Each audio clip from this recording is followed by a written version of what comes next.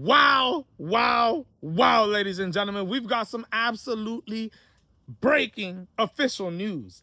I know I heard Oscar De La Hoya talk about this, but with Rick Mirigian going to his Instagram and posting this, it lets me know that Vergil Ortiz is officially coming back in November.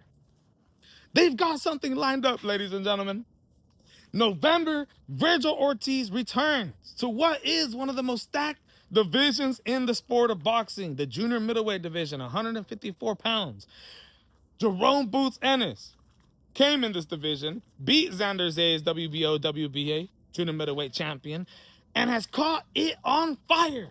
It's on fire right now.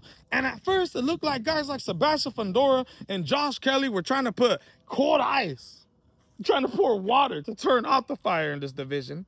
But now, with the merger of PBC and Top Rank and all these other promotion companies with DAZN, it seems like these fighters, the world champions, want to make the best fights happen, or at least they're being forced to now. I know that for a fact because y'all watch clips of Fundora 2 months ago, 3 months ago. The bro was talking about he doesn't care about the other sanctioning bodies. He's only a WBC fighter. And if he fights any of these other champions, they can keep their bouts. But once the PBC signs over to DAZN, completely different change. This division is still on fire, ladies and gentlemen, which we need in the sport of boxing to continue to grow, get more casual fans to tune in, become hardcore boxing fans. And y'all know in this division, if Jerome Boots Ennis is staying active, looking to become the undisputed champion, we need some other guy to stay active who promises at the end of this, with the WBC promising to Robert Garcia that they will be mandating this fighter to face Fundora next. After his Amal Hajibosh fight with a catch, though. WBC President Mauricio Solomon told Robert Garcia, we will mandate that fight next in your request. But if Jerome Boots Ennis requests to have a unification fight with Sebastian Fundora and they accept that, we will accept Jerome Boots Ennis's request. So, with Jerome Boots Ennis looking to become undisputed champion, Vergil Ortiz needs to continue to stay active in what could be promised as one of the most exciting undisputed world title fights in the last decade. Vergil Ortiz versus Boots, if Boots is able to do what he wants to do.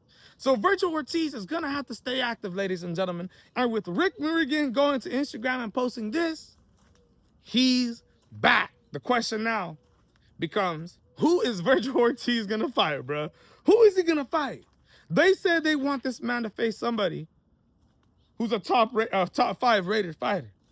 I don't know if they're exactly meaning the WBC rankings or they're talking about the Ring Magazine rankings. But I'm going off the WBC rankings. You look here. And there's one name that absolutely stands out to me, bro. One name that absolutely stands out to me. I don't know if this is going to happen, but there's very similar things going down within both teams. Bakhram Mirzataliev, ladies and gentlemen. Former IBF junior middleweight champion. Just lost it against Josh Kelly. Bakhram Mirzataliev is looking to return. His team has announced that he is looking to return in October, just like Oscar was talking about before this whole November talk that possibly Vergil was looking to come back in October.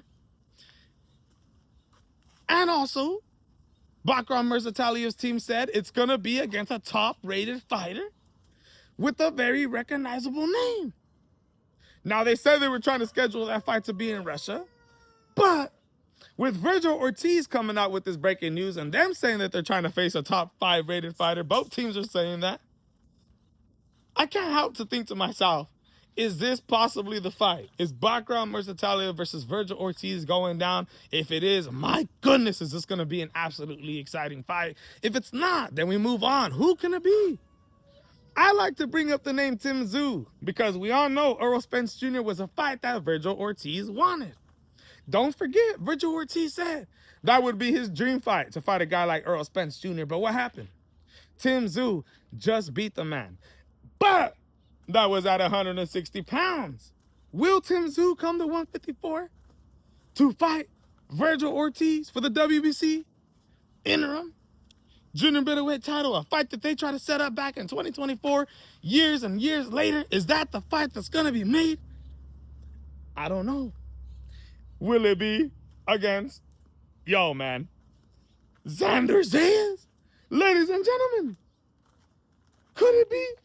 I know Xander Zayas says he's done with the 154-pound division. He's looking to move up to 160. But could a big fight like this draw him back against somebody like Vergil Ortiz? I don't know if that's possible, ladies and gentlemen. We got to see what's going to happen. Could it be against Keith one-time Thurman? Hey, bruh. They said it's going to be a top 5 opponent. So Keith Thurman is not ranked top 5 under any of the sanctioning bodies. Although that would be a pretty entertaining fight. You know, Keith one-time Thurman likes to run his mouth. I do believe he's past his prime. But at the end of the day, he does have a name. He does have name value. And I could see Vergil Ortiz trying to stay busy, trying to stay active, but still trying to make some money, recognizable name. I could see that being a possible thing.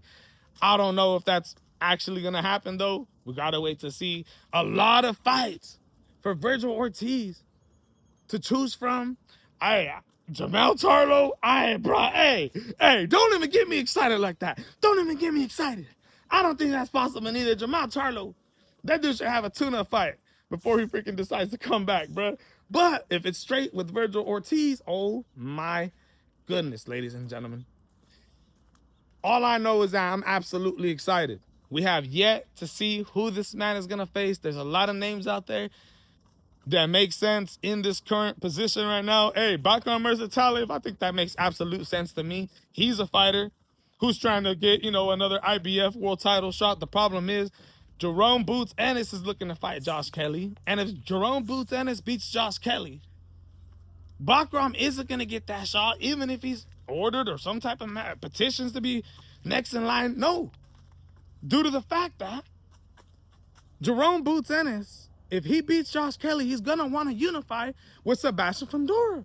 And we all know unification bouts trump mandatories. WBC President Mauricio Solomon said that they will be mandating Vergil Ortiz next after Umar Hajibaj. But if they request to fight in a unification bout, they will accept. So the IBF definitely will accept. They will allow Jerome Boots Ennis to continue on in another unification fight with Sebastian Fundora, and then have to meet the requirements of the WBC's mandatory, because if they do mandate Vergil Ortiz and then he ends up going on for that unification fight, eventually at the end of it, Vergil Ortiz will be standing there still as the mandated fighter for Jerome Boots Ennis, holding the undisputed titles. If it happens like that, bro.